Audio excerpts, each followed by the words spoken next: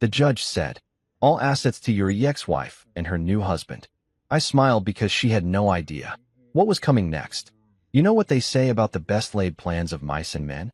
Well, turns out my wife Caroline had some pretty spectacular plans of her own, and I was about as welcome in them as a vegan at a barbecue competition. But I'm getting ahead of myself here. Let me back up and tell you how my perfectly ordinary Tuesday turned into the kind of disaster that makes reality TV look like amateur hour. My name's Thomas Mercer, and up until about 3 hours ago, I thought I was living the American dream. Two-story colonial in the suburbs, white picket fence that I actually painted myself last summer like some kind of domestic superhero, and a wife who could make Pinterest boards weep with envy. Hell, I even had one of those lawn mowers that makes those satisfying diagonal stripes in the grass. The whole 9 yards, complete with a golden retriever that Caroline insisted we name Gatsby, because apparently we needed our dog to be as pretentious as our neighborhood book club. I'd been in Chicago for 3 days, schmoozing clients and pretending to care about quarterly projections while secretly counting down the hours until I could get back home. The meetings wrapped up early. Some miracle involving the CEO actually making a decision instead of forming another committee to think about forming a committee, so I decided to surprise Caroline. You know, the whole romantic husband returns early thing. Maybe we'd order Thai food, binge-watch something mindless on Netflix, and I'd listen to her complain about whatever drama was unfolding at that fancy art gallery where she worked. Typical married couple stuff. The drive back from O'Hare was pure hell, naturally. Chicago traffic has this special way of making you question every life choice that led you to that particular moment. Sitting in a metal box surrounded by other people in metal boxes, all of us collectively losing our minds at 5 miles per hour. But I was pumped. I had this whole mental movie playing out. Caroline's surprised face, maybe a little squeal of delight, definitely some quality time that didn't involve her scrolling through Instagram while I pretended to watch whatever cooking show she'd discovered that week. I pulled into our driveway around 4:30, noting that Caroline's silver BMW was parked at its usual angle that somehow managed to take up exactly 1 3/4 parking spaces. The woman could parallel park like she was conducting brain surgery, but give her a driveway, and suddenly geometry became her mortal enemy. I grabbed my overnight bag from the trunk, already mentally rehearsing my "honey, I'm home early" entrance. That's when I heard her voice drifting through the screen door. Now, here's the thing about eavesdropping. It's like opening Pandora's box, except Pandora's box is your marriage, and instead of unleashing evil upon the world, you're just unleashing evil upon your Tuesday afternoon. I should have announced myself. Should have walked right through that door, kissed my wife, and asked her about her day like a normal human being. Instead, I found myself frozen on my own front porch like some kind of suburban statue, listening to my wife of 15 years absolutely demolish my existence with the casual efficiency of someone ordering a latte. "Bradley, I know it's complicated, but we've talked about this." Her voice had that breathless quality she usually reserved for discussing vacation plans or new shoes. "The divorce papers are already drawn up. My lawyer says with his temper and the recordings I have, I'll get at least 70% of everything." "Recordings? What recordings?" I racked my brain trying to remember the last time I'd lost my temper. Last week I'd gotten mildly annoyed when she'd loaded the dishwasher wrong. Again, but I'd expressed my frustration by reorganizing the plates in silence like a proper passive-aggressive suburban husband. I know, she continued, and I could practically hear her twirling that strand of blonde hair she always played with when she was excited. "Once this is over, we can finally be together. Really together. No more sneaking around, no more hotel rooms. Just you, me, and enough money to do whatever we want." Bradley Morrison, her boss at the Morrison Gallery. The guy I'd met at Christmas parties and office functions, with his perfectly groomed beard and his habit of pronouncing gallery like it rhymed with salary. The same Bradley who'd complimented my tie at their company picnic last summer while apparently planning to dismantle my marriage from the inside. "Thomas will never see it coming," Caroline laughed, and the sound hit me like a brick to the solar plexus. It wasn't her fake laugh, the one she used at dinner parties when someone told a story that wasn't actually funny. This was genuine Caroline amusement, the kind I used to love hearing when we watched comedies together back when we actually watched anything together. I stood there on my own porch, overnight bag in hand, listening to my wife discuss my financial destruction with the enthusiasm of someone planning a surprise birthday party. Except the surprise was on me, and instead of cake, I was apparently getting served with divorce papers and a side order of complete humiliation. He's so predictable, she went on. Works late, travels for business, never questions anything. Honestly, Bradley, sometimes I think he's more married to that lawn mower than he is to me. Okay, that hurt. I mean, yes, I took pride in my lawn care, but it wasn't like I'd ever chosen yard work over quality time with my wife. Although, come to think of it, quality time with Caroline lately had mostly involved listening to her complain about everything from the neighbor's dog to the temperature of her coffee to the general inadequacy of my existence as a human being. The recordings are perfect, she said, and my blood went from warm to absolute zero. I've been editing them for months. Just little clips here and there. Him losing his temper, raising his voice, sounding threatening. My lawyer says it's exactly what we need to prove he's unstable. 15 years. 15 goddamn years of marriage, of thinking we were building something together, of believing that the woman I'd pledged my life to actually gave a damn about that life. I thought about all those nights she'd seemed distant, all those times she'd claimed to be working late, all those weekends she'd suddenly developed an urgent need to visit her sister Claire in the city. The pieces weren't just falling into place. They were slam-dunking themselves into place with the force of a meteor hitting Earth. I heard her moving around inside, probably pacing the way she did when she was really excited about something. I have to go, she said. He'll be back from Chicago tomorrow, and I need to practice looking surprised when he comes home. You know how he gets when he thinks something's wrong. Actually, Caroline, I get observant. There's a difference, though I was starting to realize you'd never bothered to learn it. The call ended, and I heard her footsteps heading toward the kitchen. I had maybe 30 seconds to figure out how to play this. Walk in and confront her? Pretend I hadn't heard anything? Set the house on fire and claim insurance money? That last option was looking pretty tempting, not gonna lie. Instead, I took a deep breath, plastered what I hoped was a convincing smile on my face, and opened the front door like a man walking into his own execution. Honey, I called out, dropping my bag by the door. I'm home early. The war, I realized, had already begun. Caroline just didn't know I'd finally shown up to fight. If acting was an Olympic sport, Caroline would have taken home the gold, silver, and bronze medals while simultaneously coaching the entire U.S. team. The woman's performance when I walked through that door was nothing short of spectacular. The kind of acting that makes you wonder if she'd been practicing in front of a mirror for years, perfecting the art of being a lying, cheating wife. Tommy, she squealed, practically bouncing across the hardwood floors in those ridiculous fuzzy slippers she insisted on wearing everywhere. For a split second, I almost believed her excitement was genuine. Almost. But when you've just heard someone planning your financial execution with the enthusiasm of a kid planning Christmas morning, it's hard to buy into the whole loving wife routine. She threw her arms around me like I was a soldier returning from war instead of a husband back from 3 days of mind-numbing business meetings. Her perfume, that expensive stuff she bought at Nordstrom and claimed was an investment in our marriage, hit me like a cloud of betrayal-scented lies. I missed you so much, she breathed into my ear, and I had to fight the urge to ask if she'd missed me as much as she'd missed planning my destruction with Bradley the art gallery Romeo. Missed you too, sweetheart. I managed, my voice somehow staying steady despite the fact that my entire world had just been rearranged like furniture in an earthquake. Chicago was brutal. Nothing but conference rooms and bad coffee. Poor baby, she cooed, running her fingers through my hair the way she used to when we were actually happy. Or when I thought we were happy.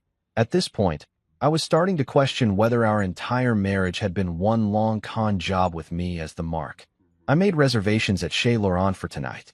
I thought we could celebrate you coming home. Chez Laurent, the fancy French place downtown where they charge $40 for what amounts to artistic arrangements of food on oversized plates.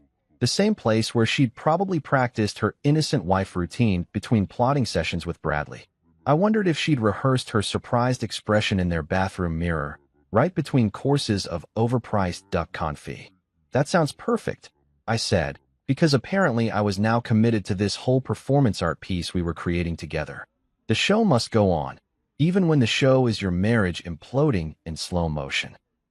For the next few hours, I got a front row seat to the Caroline Mercer masterclass in deception. She flitted around the house like a woman who had absolutely nothing to hide, chatting about her day at the gallery, complaining about traffic, asking about my meetings with the kind of interest that would have been touching if it wasn't complete bullshit.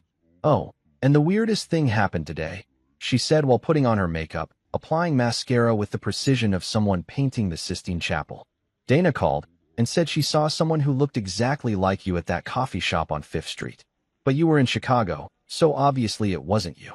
Dana Fletcher, Caroline's best friend since college, and her partner in what I was now realizing was probably a conspiracy that would make Watergate look like a middle school prank.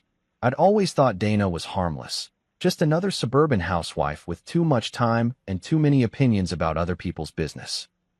Now I was wondering if she was part of Caroline's little support team, helping manufacture evidence of my supposed crimes against matrimony. That's weird, I agreed, watching her face in the mirror. Must have been my evil twin. She laughed, that fake laugh again, and I felt something cold settle in my chest. How long had she been practicing this? How many conversations had we had where she was essentially performing a one-woman show titled Innocent Wife Married to Terrible Husband? At dinner, Caroline outdid herself. She ordered wine like she was celebrating something special, touched my hand across the table like we were newlyweds, and told stories about the gallery with the kind of animated enthusiasm that would have been charming if I didn't know she was basically auditioning for the role of wronged woman in the upcoming production of Thomas Mercer Gets Screwed Over. Bradley's been such a pain lately, she said, cutting into her salmon with surgical precision. He's been micromanaging everyone, making all these demands about exhibition schedules. I swear, sometimes I think he forgets that some of us have lives outside of work. The casual way she said his name, like he was just some annoying boss instead of her co-conspirator in Operation Destroy Thomas, was almost impressive. I had to admire the sheer audacity of it. Here she was, probably still tasting his lies on her lips from whatever afternoon rendezvous they'd had, complaining about him like he was nothing more than an occupational hazard. Maybe he's just stressed, I suggested, taking a sip of wine that suddenly tasted like liquid irony. You know how these artistic types can be. Maybe, she said, but something flickered across her face, just for a second, like she was remembering something pleasant. Probably remembering how Bradley looked without his perfectly pressed gallery owner shirts. The rest of dinner passed in a blur of Caroline's greatest hits. Concerns about the neighbor's new fence, excitement about some upcoming gallery opening, complaints about the grocery store changing their produce layout. Normal married couple conversation, except nothing about it was normal anymore. Every word felt like part of an elaborate script, every smile like a costume she was wearing. When we got home, she made a big show of being tired, claiming all the excitement of my return had worn her out. She disappeared into the bathroom for her nightly routine, the same routine that apparently now included practicing her victim face in the mirror and probably texting Bradley about how well her performance was going. I sat on our bed, watching her move around the bedroom we'd shared for 15 years, and tried to process the fact that I was living with a stranger. This woman who knew exactly how I liked my coffee, who could predict my reactions to movies before I had them, who'd seen me sick and healthy and everything in between. This woman was essentially a highly skilled actress who'd been method acting the role of my wife for God knows how long. "You're quiet tonight," she said, sliding under the covers beside me. Even her concern sounded rehearsed. "Just tired," I said. "Long day." She curled up next to me, resting her head on my chest the way she had thousands of times before. Except now it felt like sharing a bed with a very attractive, very dangerous con artist. Her breathing gradually slowed into the rhythm of sleep, but I lay there staring at the ceiling, my mind racing. Tomorrow would bring more of the same. More performances, more lies, more elaborate theater designed to make me look like the villain in my own life story. But now I knew I was watching a show, which meant I could start planning my own performance. If Caroline thought she was the only one who could play a role, she was about to get a very unpleasant surprise. The game had changed, and I was finally ready to play. You know that moment when you realize you've brought a butter knife to a gunfight? Yeah, that was me for about 12 hours after Caroline's little performance. But here's the thing about getting sucker punched by your own wife. It either breaks you or it makes you really, really focused. And buddy, I was about as focused as a laser beam cutting through steel. I spent that sleepless night doing what any rational person would do when they discover their spouse is plotting their financial assassination. I Googled best divorce lawyers near me, like my life depended on it.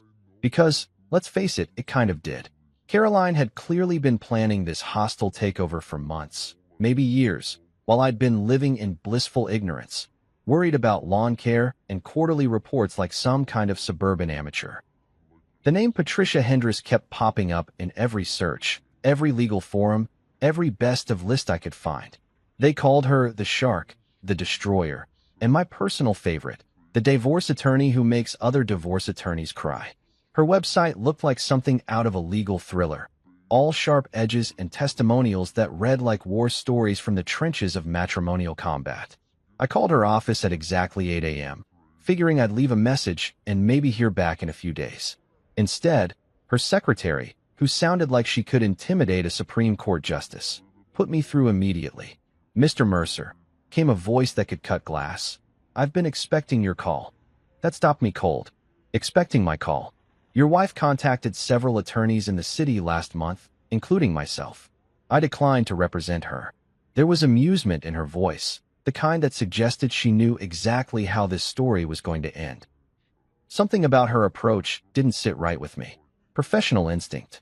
Well, damn. Apparently Caroline's shopping for legal representation had been about as subtle as a marching band in a library. "Can you see me today? 2 o'clock. Don't bring any documents. We'll handle that later. Just bring your story and your checkbook." Patricia Hendress's office was located in one of those glass towers downtown that made you feel like you were entering the Death Star. The kind of building where people wore suits that cost more than my monthly mortgage payment, and where everyone walked like they were late for a meeting that would determine the fate of Western civilization. Her reception area looked like it had been designed by someone who wanted to intimidate clients into honesty. Dark wood paneling, leather chairs that probably cost more than my car, and law books arranged with the precision of a military formation. The whole place screamed serious business, which was exactly what I needed because Caroline's little game was about as serious as business gets. When Patricia finally emerged from her office, I understood immediately why Caroline had walked away from this particular consultation. The woman was intimidating in the way that icebergs are intimidating. You could see the tip, but you knew there was a lot more danger lurking beneath the surface. She was probably in her 50s, silver-haired, wearing a suit that looked like it had been tailored by someone who charged by the precision of each stitch. But it was her eyes that really got your attention, sharp, calculating, missing absolutely nothing. The kind of eyes that could spot a lie from 3 states away. "Mr. Mercer," she said, extending a hand that gripped mine with the firmness of someone who'd spent decades crushing opposing counsel's arguments. "Let's talk." Her office was even more impressive than the reception area. Floor-to-ceiling windows overlooked the city, bookshelves lined with legal tomes that looked like they contained the secrets of the universe, and a desk that could have doubled as a landing strip for small aircraft. The walls were covered with framed newspaper clippings, bar association awards, and what looked like thank you letters from clients who'd probably walked out of their divorces with everything except their spouse's fillings. "So," she said, settling behind her desk like a general preparing for battle, "your wife is planning to ambush you with divorce papers, claims to have recordings of you being abusive, and is sleeping with her boss. Did I miss anything?" I blinked. "How did you?" "Mr. Mercer, I've been doing this for 30 years. Your wife's strategy is about as original as a rerun of a bad sitcom. The fake recordings, the manufactured evidence, the affair with someone in a position of power. It's Divorce Attorney 101. The only question is whether you're going to let her get away with it." For the next hour, I laid out everything I knew. The phone call, Caroline's performance, the timeline of her sudden work commitments, and late nights at the gallery. Patricia listened without interrupting, occasionally making notes in handwriting that looked like it had been carved in stone by someone who charged by the letter. "Your wife made several critical mistakes," she said when I finished. "First, she underestimated you. Second, she overestimated her own cleverness. And third, she tried to hire me. Why is that last one a mistake?" Patricia smiled, and it was the kind of smile that probably made opposing counsel consider career changes. "Because now I know her strategy, her timeline, and her weaknesses. And more importantly, I know exactly how to dismantle everything she's built. She reached into her desk drawer and pulled out a business card. Mark Sandler, private investigator. He's the best in the business, and more importantly, he's meticulous. If your wife is having an affair, he'll document it. If she's hiding assets, he'll find them. If she's manufactured evidence, he'll prove it. Is he expensive? Mr. Mercer, your wife is planning to take 70% of everything you own, plus alimony that would make a lottery winner wince. Trust me, Mark's fees are going to look like pocket change compared to what you'll lose if we don't build an airtight case. She stood up, and I got the distinct impression that our consultation was moving into the action phase. Here's what's going to happen. You're going to go home and pretend everything is normal. You're going to be the perfect husband, flowers, dinners, attention, the whole 9 yards. Meanwhile, Mark is going to document your wife's extracurricular activities, and I'm going to build a case that will make her wish she'd never heard of divorce court. How long do we have? Based on her previous consultations, I'd say she's planning to serve you within the next few weeks. That gives us just enough time to turn her ambush into our counterattack. As I was leaving, Patricia handed me a thick folder. Homework, she said. Financial documents, timeline of suspicious behavior, character witnesses.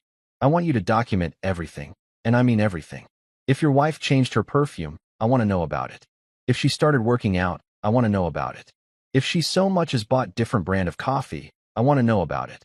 Walking back to my car, I felt something I hadn't experienced since Caroline's phone call. Hope.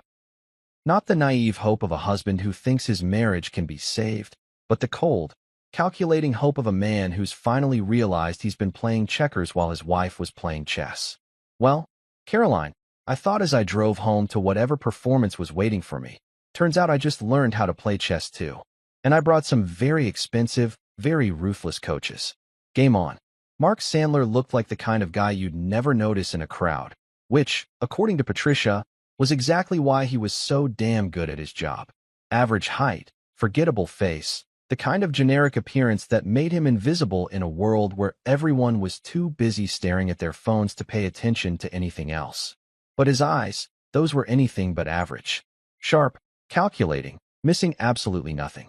The guy could probably tell you what someone had for breakfast just by watching them walk. We met at a coffee shop downtown, one of those trendy places where they charge $8 for what amounts to burned water with delusions of grandeur. Mark ordered black coffee, no sugar, no cream, no nonsense, while I fumbled with the menu like some kind of caffeinated amateur.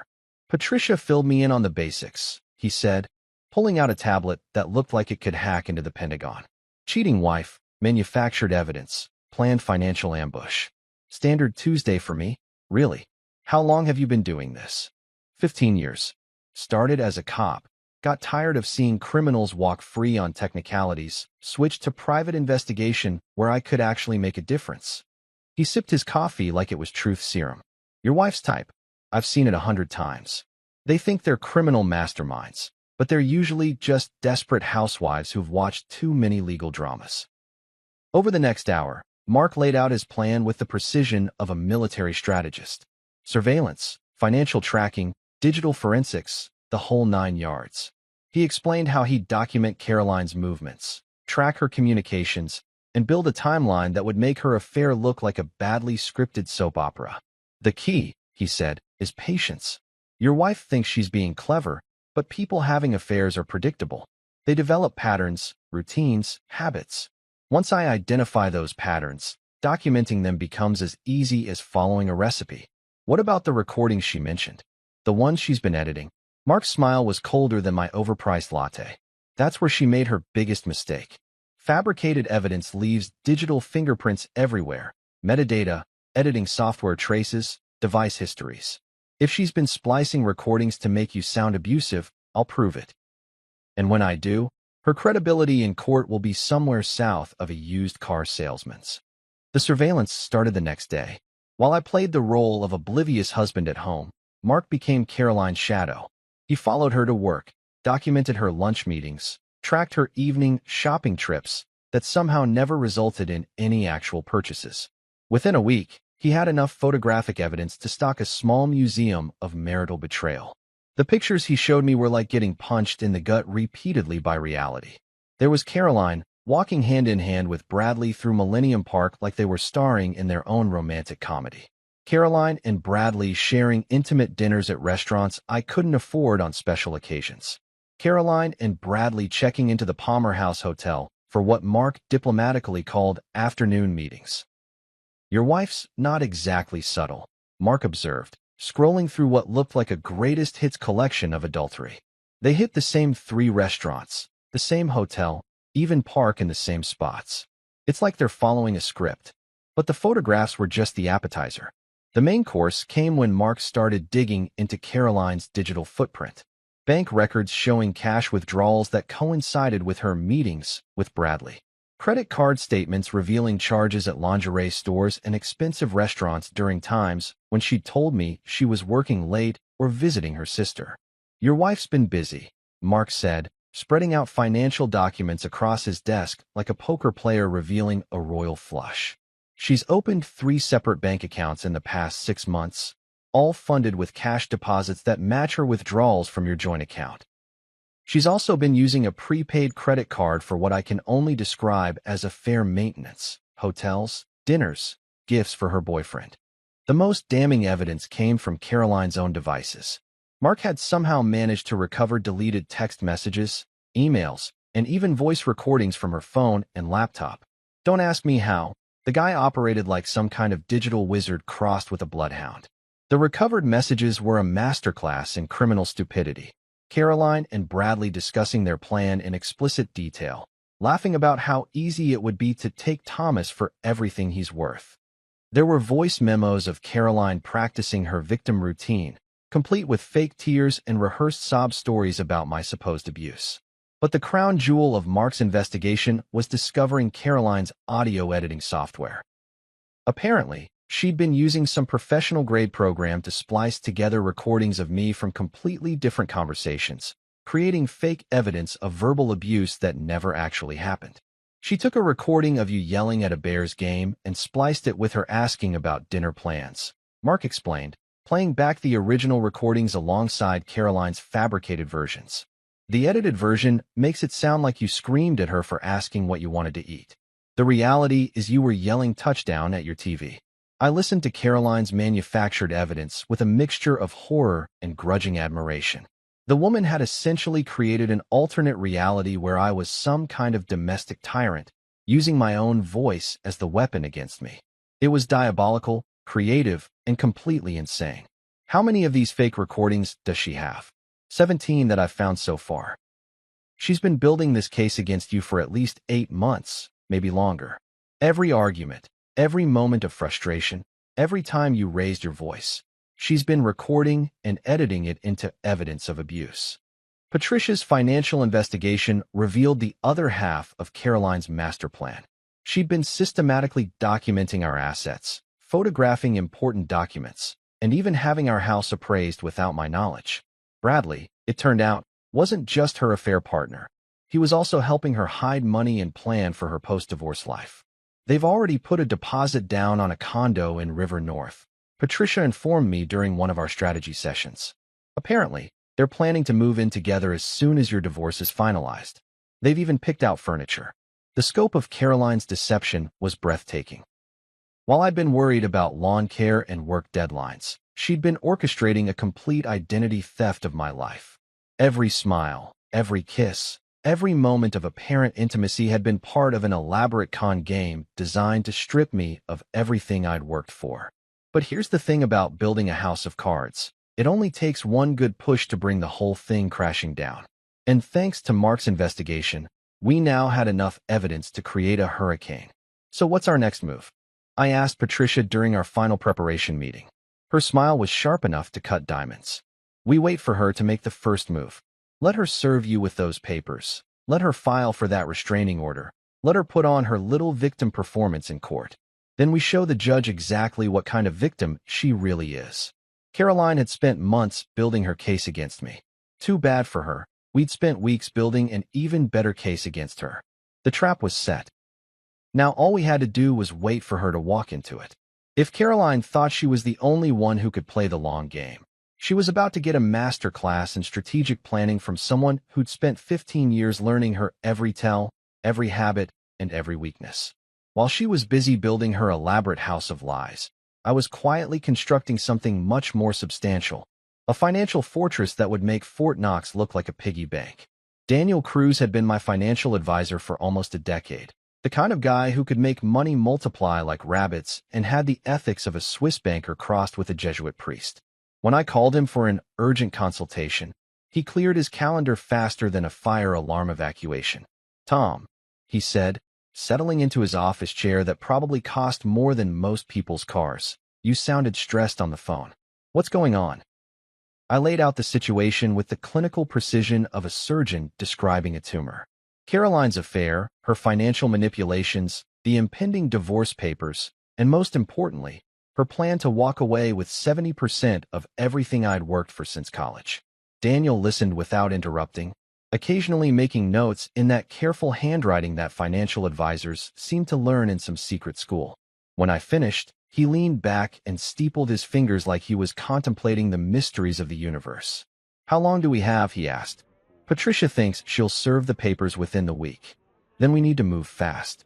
And we need to move smart." Daniel pulled out a legal pad and started sketching what looked like a flowchart designed by someone who'd read every financial strategy book ever written. "The good news is, most of your assets are things we can legally protect.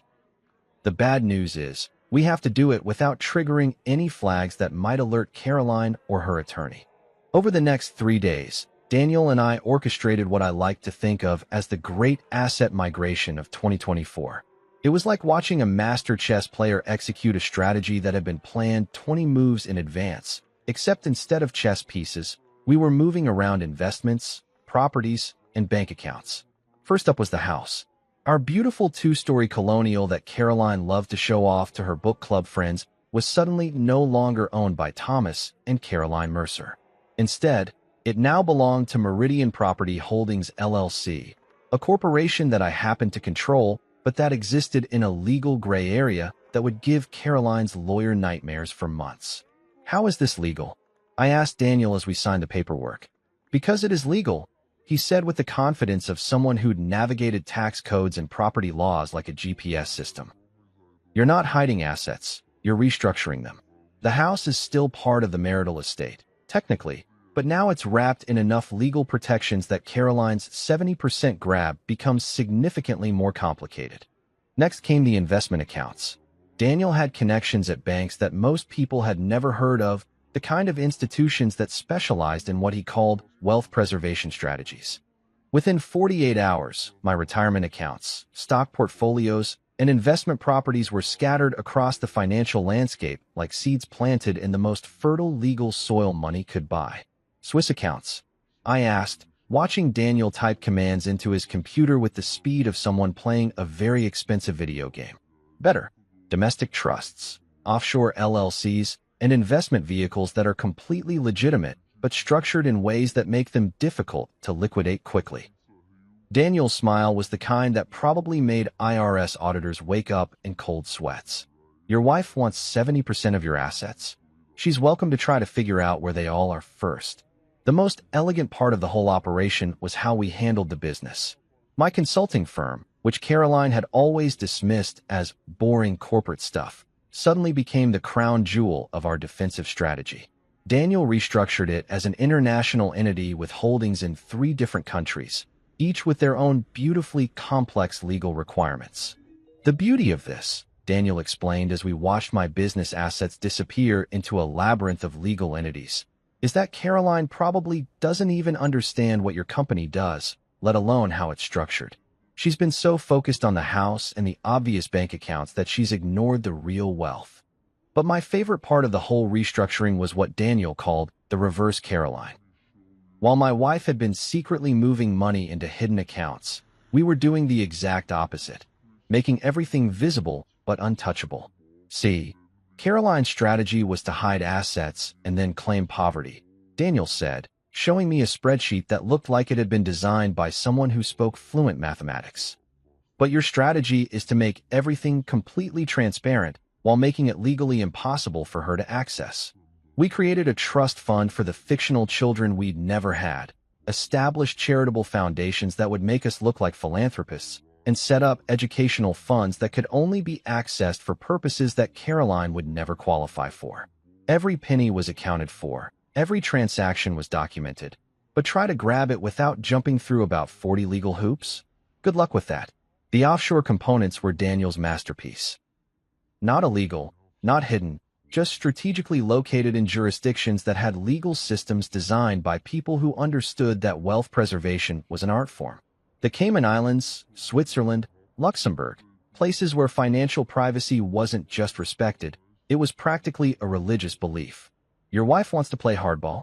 Daniel asked as we finalized the last of the transfers. Let's see how she handles international banking laws and treaty obligations. By the end of the week, I was technically worth the same amount of money as before, but good luck proving it in a way that would satisfy a divorce court in Illinois. My assets were spread across so many legal entities, jurisdictions, and investment vehicles that untangling them would require a team of international lawyers and probably 6 months of court battles. The real genius was in the timing. Every transfer, every restructuring, every legal maneuver was completed just days before Caroline made her move. From the outside, it would look like routine financial management. From the inside, it was the most sophisticated defensive strategy I'd ever been part of. One last thing, Daniel said as we wrapped up our final meeting. Your wife has been watching your normal bank accounts, right? The ones she has access to. Probably. Good. Because we're going to make sure those accounts show exactly what she expects to see. Normal spending, normal deposits, normal suburban husband financial activity. Let her think she knows where all the money is. That night, I went home to Caroline's latest performance, something involving takeout Chinese food and fake concern about my stress levels. She asked about my day with the enthusiasm of someone genuinely interested in my well-being, and I told her about meetings and phone calls and routine business stuff. You've been working so hard lately, she said, reaching across the table to touch my hand. Maybe you should think about slowing down, enjoying life more. The irony was so thick you could cut it with a knife. Here was my wife, who'd been planning my financial destruction for months, suggesting I should relax and stop worrying about money. It was like a serial killer recommending that their victim should really learn to trust people more. You're probably right, I said, squeezing her hand like a man who still believed his wife actually cared about his welfare. Maybe after we get through this busy season at work. That sounds perfect, she said, and for just a moment, I caught something in her eyes. Anticipation, excitement, the look of someone who thought their plan was about to pay off in a big way. Oh, Caroline, I thought as I watched her clear the dinner dishes with the efficient movements of someone who'd probably already mentally redecorated our house for her new life with Bradley. You have no idea what you're walking into. The financial fortress was complete, the legal ramparts were in place, and every asset that mattered was now protected by enough legal barriers to stop an army of divorce attorneys. Caroline could serve her papers whenever she wanted. I was ready for war. March 15th. The Ides of March. If Shakespeare were writing my life story, he probably would have chosen a different date for dramatic effect. But Caroline apparently wasn't much for literary symbolism. She was, however, excellent at theatrical timing, which is why she chose a cold Tuesday morning when the neighborhood was buzzing with the usual suburban activity. Kids waiting for school buses, commuters grabbing coffee, stay-at-home parents walking dogs, to stage her grand finale. I was in my home office, reviewing quarterly reports and pretending to be a normal husband concerned with normal business things, when I heard the doorbell. Not unusual. We got plenty of deliveries, solicitors, and neighbors dropping by to borrow sugar or complain about someone's hedge growing too close to the property line. What was unusual was Caroline's voice, suddenly bright and cheerful, calling out, "I'll get it, honey." The enthusiasm in her tone was about as subtle as a fireworks display. This wasn't Caroline answering the door for a package or a Girl Scout selling cookies. This was Caroline answering the door for her moment of triumph. I stayed in my office, but I could hear everything through the thin walls of our supposedly soundproof house. Caroline's voice, overly surprised and concerned. A man's voice, official and apologetic. The rustle of papers being exchanged. The whole production was so carefully orchestrated that I almost wanted to applaud. "Tommy?" Caroline called out, and there was something in her voice, a tremor that could have been genuine emotion or could have been the result of months of rehearsing this exact moment. Could you come here for a minute? I found her standing in our foyer, looking like a woman who'd just received the worst news of her life. She was holding a thick manila envelope in one hand and clutching a tissue in the other, her eyes already red-rimmed with what appeared to be tears. Standing next to her was a sheriff's deputy who looked like he'd rather be anywhere else on earth. "Mr. Thomas Mercer?" the deputy asked, consulting a clipboard like he was checking items off a very unpleasant grocery list. "That's me. I'm Deputy Martinez with the Cook County Sheriff's Office. I'm here to serve you with legal documents in the matter of Mercer versus Mercer." He handed me an envelope that felt heavier than it should have, considering it was just paper.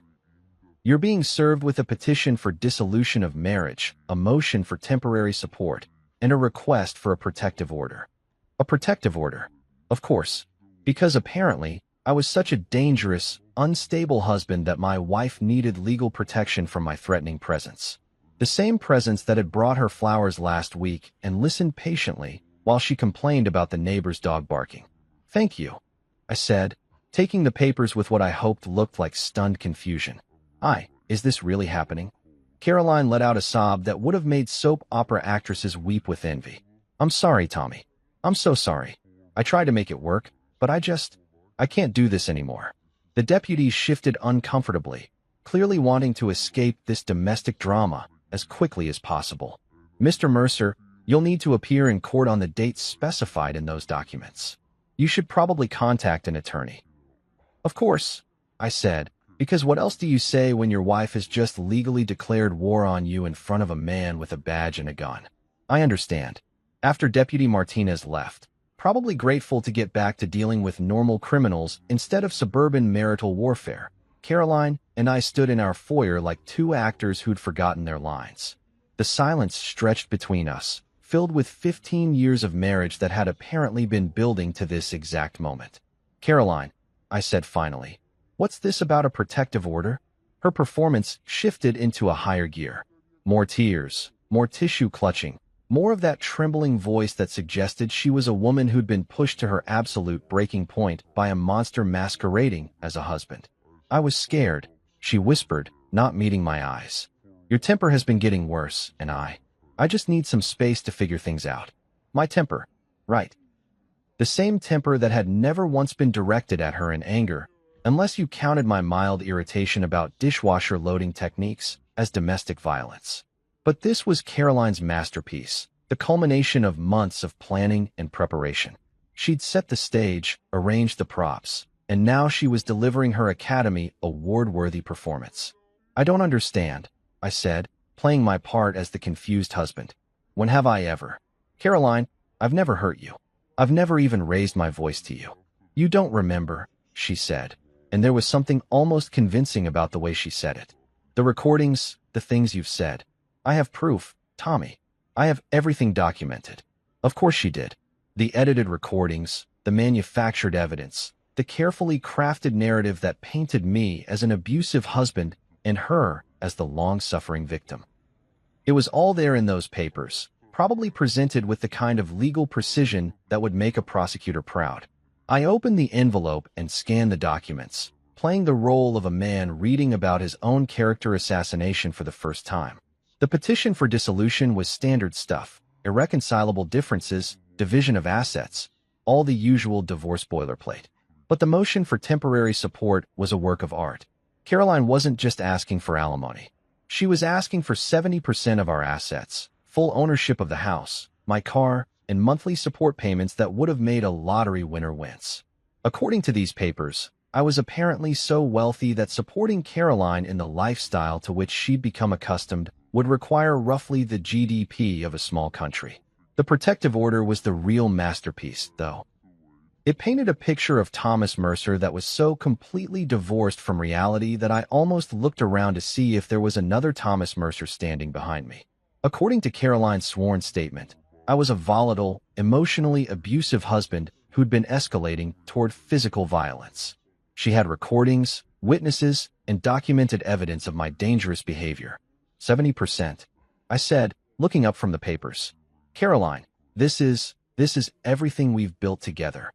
"I know," she said, and for just a moment, I caught something in her expression, not remorse, but satisfaction. The look of someone who thought they'd just played their winning hand. But I need security, Tommy. After everything that's happened, I need to know I'll be okay. Everything that's happened.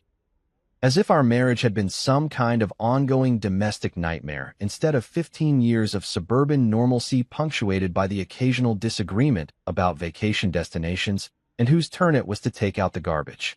I need to call a lawyer, I said, because that's what any normal husband would say when presented with papers that essentially accused him of being a monster and demanded most of his worldly possessions as compensation.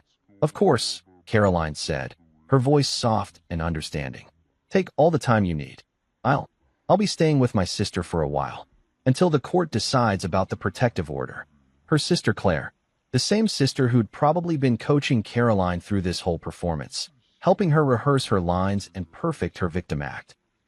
I wondered if Claire knew she was harboring a woman who'd spent months planning one of the most elaborate cons I'd ever seen, or if she genuinely believed Caroline's story about her abusive husband.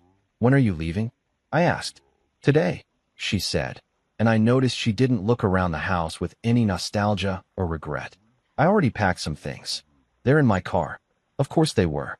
Caroline had probably been packed and ready for weeks, just waiting for the right moment to make her dramatic exit. This whole morning had been choreographed with the precision of a Broadway musical, right down to the timing of the sheriff's deputy and the strategic placement of tissue boxes. I watched my wife of 15 years walk upstairs to collect her remaining belongings, each step taking her further away from the life we'd built together and closer to whatever future she'd planned with Bradley Morrison. The house felt different already, like someone had rearranged all the furniture while I wasn't looking. When she came back down with a suitcase that looked suspiciously like it had been packed by someone who'd given this moment a lot of thought, Caroline paused at the front door. For a second, I thought she might say something real, an explanation, an apology, maybe even a moment of honesty about what she'd really been doing for the past several months. Instead, she gave me that same sad smile she'd been practicing, the one that suggested she was a woman forced into impossible circumstances by a husband who'd left her no choice. I really am sorry, Tommy, she said. I hope someday you'll understand why I had to do this.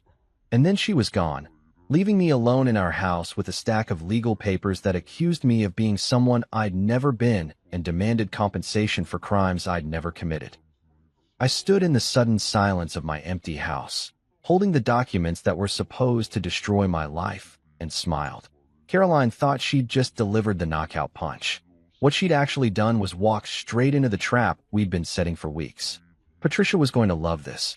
The Cook County Courthouse is one of those imposing granite monuments to justice that makes everyone who walks through its doors feel like they're either about to get salvation or completely screwed over. On this particular gray Thursday morning, I was betting that both things were going to happen, just not to the people who expected them. I arrived early, partly because Patricia had drilled into me the importance of punctuality, and partly because I wanted to watch Caroline's grand entrance. After weeks of preparation, I was genuinely curious to see how she'd present herself for the main event. Would she go with traumatized victim? Wronged woman seeking justice? Or maybe she'd surprise me with something completely new from her repertoire of fictional personas. The courtroom itself looked like something out of a legal drama. All dark wood and high ceilings, with that particular smell that courtrooms have, like old papers and broken dreams seasoned with industrial-strength disinfectant. Judge Margaret Chen's bench dominated the room like a fortress, and the witness stand looked like an electric chair designed by someone with a law degree. Patricia sat beside me, reviewing her notes with the calm efficiency of a surgeon preparing for a particularly delicate operation. She was wearing what she called her intimidation suit, charcoal gray, perfectly tailored, with the kind of sharp lines that made opposing counsel nervous just looking at her. "Remember," she murmured as people began filtering into the courtroom, "whatever happens today, you're the confused, hurt husband who still can't understand why his marriage fell apart. You're disappointed, you're sad, but you're not angry. Anger makes judges nervous." Got it. Wounded puppy, not rabid dog. Exactly. That's when Caroline made her entrance. And holy hell, she had outdone herself. If I thought her performance on my doorstep was impressive, this was like watching Shakespeare if Shakespeare had been written by someone with a master's degree in psychological manipulation. She was wearing a navy blue dress that managed to be both professional and vulnerable. Expensive enough to show she had taste, but not so expensive that she looked like she was rolling in money. Her hair was pulled back in a style that suggested she was too emotionally distraught to spend much time on personal grooming, and her makeup was subtle except for the slight redness around her eyes that suggested she'd been crying recently. But the real masterpiece was her body language. The way she walked into that courtroom, shoulders slightly hunched, eyes downcast, moving like someone who was forcing herself to be brave despite overwhelming fear. Even her breathing seemed calculated, quick and shallow like someone fighting off panic attacks. Behind her came her legal team, led by Raymond Keller, a lawyer who looked like he'd stepped out of a commercial for expensive divorce attorneys. Perfectly styled silver hair, a suit that probably cost more than most people's monthly mortgage, and the kind of confident swagger that suggested he'd never met a wealthy husband he couldn't financially destroy. Following Keller was Caroline's parade of supporting players. Dana Fletcher, her best friend and star witness, dressed in what I could only describe as concerned friend chic. Dr. Sarah Martinez, a therapist who'd apparently been treating Caroline for the trauma of being married to me, looking appropriately grave and professional. And lurking in the back of the gallery like a guilty conscience was Bradley Morrison himself, trying to look like an innocent bystander instead of the home-wrecking gallery owner who'd been planning this whole circus. Judge Chun called the court to order, and Raymond Keller stood up to deliver his opening statement with the theatrical flair of someone who'd been practicing in front of a mirror for weeks. "Your Honor," he began, his voice carrying just the right note of righteous indignation. "We are here today because Caroline Mercer has finally found the courage to escape from a marriage that has become a prison of emotional and psychological abuse." Oh, this was going to be good. I settled back in my chair and prepared to watch Caroline's legal team paint me as the kind of monster who probably kicked puppies and stole Christmas presents from orphans. "For 15 years, Keller continued, pacing in front of the judge like a prosecutor in a murder trial, my client has endured a pattern of controlling, manipulative behavior that has systematically stripped away her sense of self-worth and independence. He gestured toward Caroline, who was sitting at the plaintiff's table looking like she was barely holding herself together. On cue, she dabbed at her eyes with a tissue, the picture of a woman summoning every ounce of strength just to be in the same room as her abusive husband. "Thomas Mercer," Keller said, turning to point at me like I was a war criminal, "presents himself to the world as a successful businessman and devoted husband. But behind closed doors, he is a different man entirely. Controlling, volatile, emotionally manipulative." I had to give him credit. Keller was selling this story with the conviction of someone who actually believed it. Either Caroline had fed him an incredibly convincing version of our marriage, or he was just really, really good at his job. My client has endured years of financial control, where every purchase had to be approved, every expense questioned, every attempt at independence crushed under the weight of his need to dominate every aspect of their shared life. Financial control. That was rich, considering Caroline had been secretly moving money into hidden accounts for months. But I kept my expression neutral, the picture of a man who couldn't understand why his reasonable fiscal responsibility was being characterized as abuse. When Caroline took the stand, the transformation was complete. Gone was any trace of the confident, scheming woman I'd discovered on that phone call.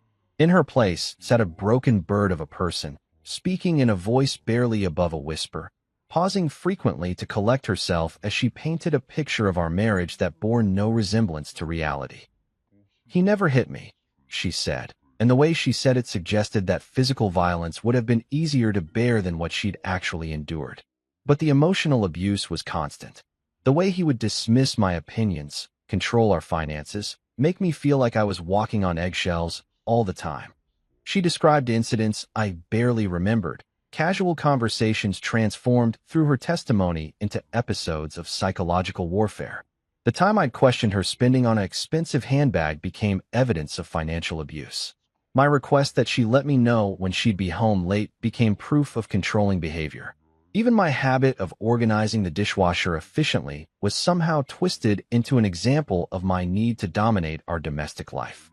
I started recording our conversations, Caroline continued, her voice breaking just enough to suggest she was ashamed of having to resort to such measures, because I was starting to question my own memory. He would deny saying things, claim I was overreacting, make me feel like I was going crazy. Gaslighting. The classic abuser's tactic, according to Caroline's version of events. What she didn't mention was that she'd been the one manipulating those recordings, splicing together fragments of different conversations to create evidence that didn't actually exist. Dana Fletcher's testimony was a masterclass in loyal friendship taken to criminal extremes. She described tearful phone calls where Caroline had confided her fears, shared stories of my alleged controlling behavior, and painted herself as the concerned friend who'd been urging Caroline to seek help for years.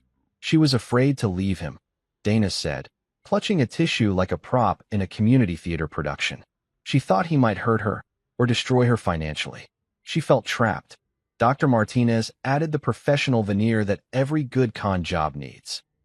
As Caroline's therapist, she testified about the symptoms of emotional abuse she'd observed, the way Caroline had exhibited classic signs of someone living in a psychologically toxic environment. Mrs. Mercer displayed all the hallmarks of someone trapped in an emotionally abusive relationship, Dr. Martinez explained with the authority of someone who'd written papers on the subject. Anxiety, depression, a diminished sense of self-worth, and a persistent fear of her husband's reactions to normal domestic situations. The most damning part of Caroline's case was the audio evidence. Keller played recording after recording of what sounded like me being exactly the kind of controlling, verbally abusive husband that no reasonable judge would want to reward in a divorce settlement. "Caroline, you never listened to me," my voice rang out in the courtroom, followed by, "I'm sick of your attitude, and maybe I should just leave." Sitting there listening to my own voice, saying things I'd never actually said in that context, I had to admire the technical skill involved. Caroline had been working on this audio Frankenstein for months, carefully collecting fragments of different conversations and stitching them together into a narrative that painted me as an emotional terrorist. The financial evidence was equally impressive in its creativity. Caroline's team presented documents showing years of what they characterized as financial control, joint accounts that I supposedly monitored obsessively, credit cards with spending limits, investment decisions made without her input. What they didn't mention was that Caroline had never shown any interest in our finances beyond spending the money I earned. She'd never wanted to balance a checkbook, never asked to review investment statements, never expressed any desire to be involved in financial planning beyond choosing which restaurants we could afford. But now, through the magic of legal reframing, my responsible management of our household finances had become evidence of systematic financial abuse designed to keep her dependent and powerless. By the time Caroline's team finished presenting their case, they'd painted a picture of our marriage that was so convincing, so thoroughly documented, and so emotionally compelling that I almost started to feel sorry for the poor woman married to such a monster. Almost. Raymond Keller concluded his presentation with a flourish that would have made a Broadway director proud. "Your Honor, Caroline Mercer deserves justice. She deserves to rebuild her life free from the man who systematically destroyed her sense of self-worth for 15 years. She deserves fair compensation for the years she lost, the career opportunities she sacrificed, and the emotional trauma she endured." 70% of all marital assets, he said, letting the number hang in the air like a prayer to the goddess of divorce settlements. Substantial alimony to help her rebuild the life that Thomas Mercer's controlling behavior prevented her from living. And most importantly, the peace of mind that comes from knowing she'll never again have to live in fear of the man who promised to love and protect her. As Keller returned to his seat, I could see the satisfaction on Caroline's face. Not the broken, traumatized expression she'd been wearing for the cameras, but a fleeting moment of genuine pleasure. She thought she'd just delivered the performance of a lifetime. She had no idea that the real show was about to begin. When Patricia Hendress rose from her chair, the entire courtroom seemed to shift. It was like watching a predator wake up from a nap, graceful, deliberate, and absolutely terrifying if you happened to be the prey. She adjusted her jacket with the precision of someone checking a weapon, picked up a single file folder, and walked toward Judge Chen's bench like she was about to perform surgery on Caroline's entire case. "Your Honor," Patricia began, her voice carrying the kind of calm authority that made everyone in the room sit up straighter. What we've just witnessed is indeed a masterful performance. Unfortunately for the plaintiff, it's been a performance of fiction, not fact. I watched Caroline's face carefully. For just a split second, something flickered behind her eyes. Not the broken vulnerability she'd been projecting, but something sharper. Alert. Like a con artist who just realized the mark might not be as stupid as they'd thought.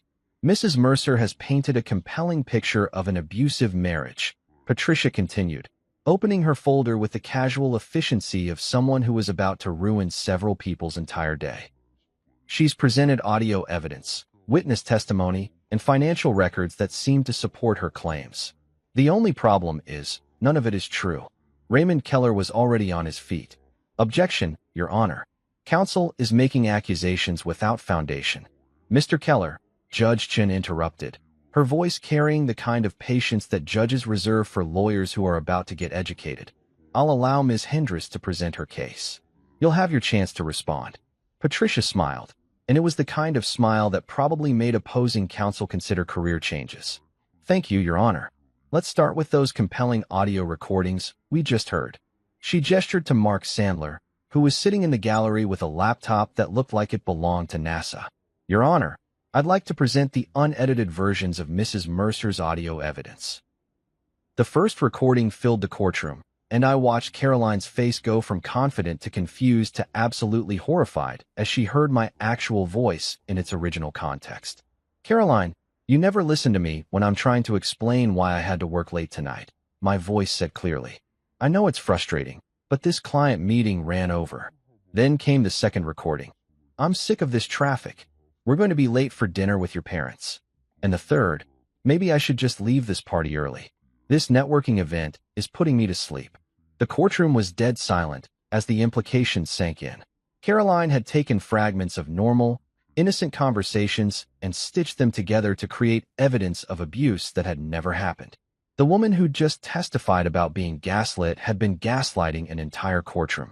As you can hear, Your Honor, Patricia said, her voice cutting through the silence like a scalpel, Mrs. Mercer has been quite creative with audio editing software. What you heard in her presentation were pieces of different conversations, recorded over several months, and spliced together to create fictional evidence of abuse. Caroline's lawyer was frantically whispering in her ear, but she wasn't responding. She was staring at Patricia like someone watching their entire world collapse in real time. But the audio manipulation is just the beginning. Patricia continued, moving to her next exhibit like a conductor leading an orchestra of destruction.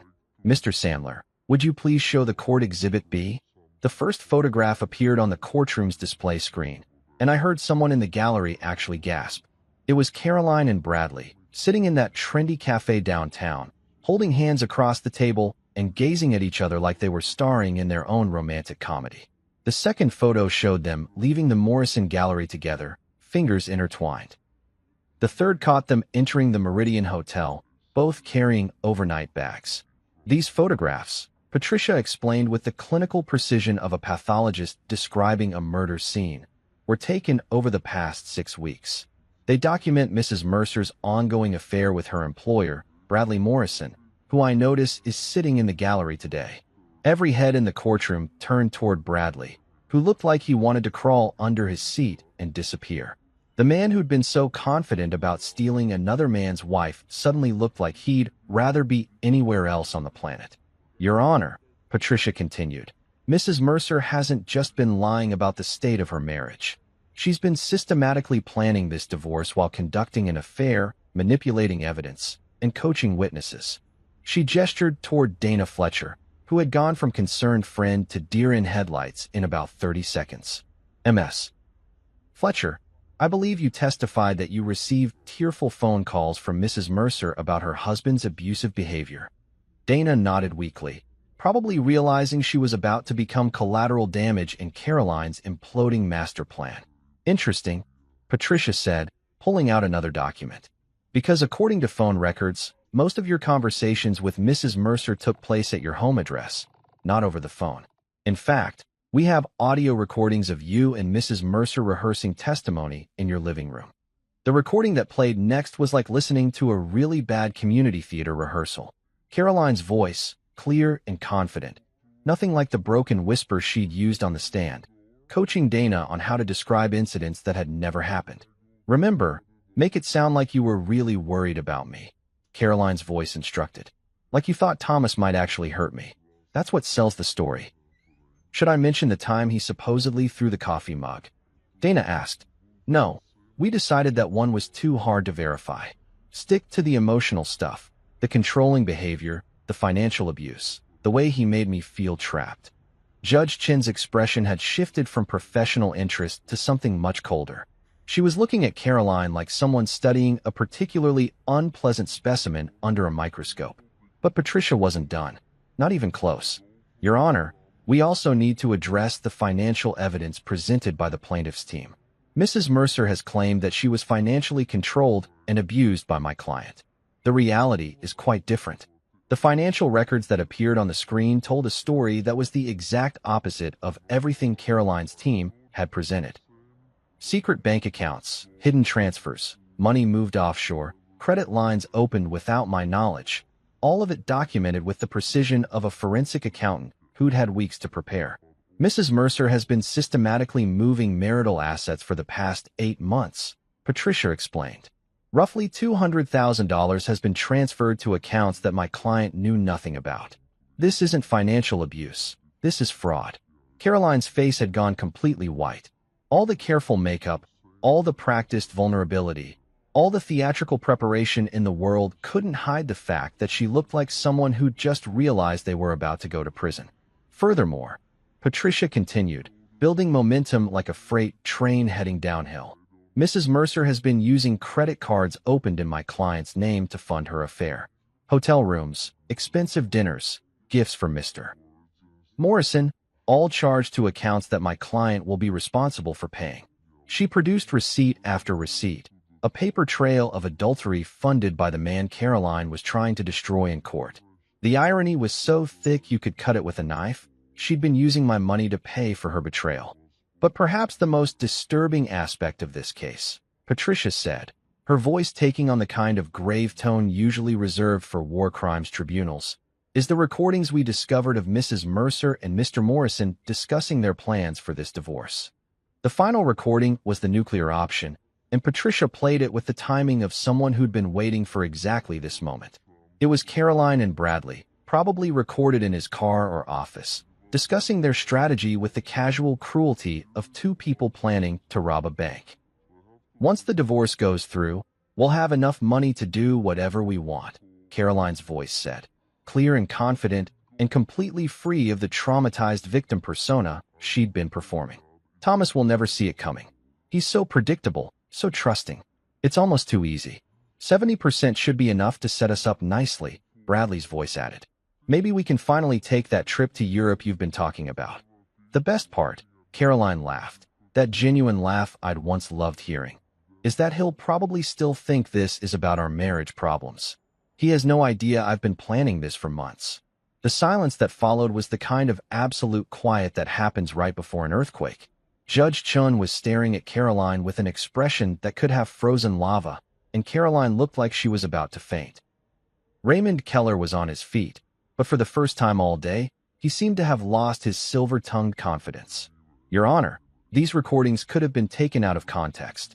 Mr. Keller, Judge Chin said, and her voice carried the kind of authority that made grown lawyers whimper. I think we've heard quite enough context. She turned her attention to Caroline, who was sitting at the plaintiff's table looking like someone who'd just watched their own execution. Mrs. Mercer, do you have anything to say in response to this evidence? Caroline opened her mouth, but no sound came out. For the first time in months, maybe years, she was completely speechless. The woman who'd had an answer for everything, who'd planned every contingency, who'd rehearsed every emotional response, had finally encountered a situation her acting skills couldn't handle. The truth. Patricia returned to her seat with the satisfaction of someone who'd just performed a perfect surgical procedure. She'd systematically dismantled every piece of Caroline's case, exposed every lie, and revealed the elaborate conspiracy for exactly what it was. Your Honor, she said as she sat down, I believe the evidence speaks for itself. It did indeed. And what it was saying was that Caroline Mercer had just made the biggest mistake of her life. If you've ever wondered what justice looks like when it's served ice cold with a side of poetic revenge, let me tell you, it's a beautiful thing to witness. Judge Margaret Chin sat behind her bench like an avenging angel in a black robe, and the look on her face suggested that she was about to deliver the kind of judicial smackdown that would be talked about in legal circles for years to come. The courtroom had that electric tension you get right before a tornado touches down. Everyone knew something catastrophic was about to happen. They just weren't sure exactly how much devastation was going to be left in its wake. Caroline sat at the plaintiff's table looking like someone who'd just watched their house burn down while they were still inside it, and Raymond Keller had the expression of a lawyer who was already mentally drafting his malpractice insurance claim. Judge Chun took her time reviewing the evidence Patricia had presented, occasionally glancing up at Caroline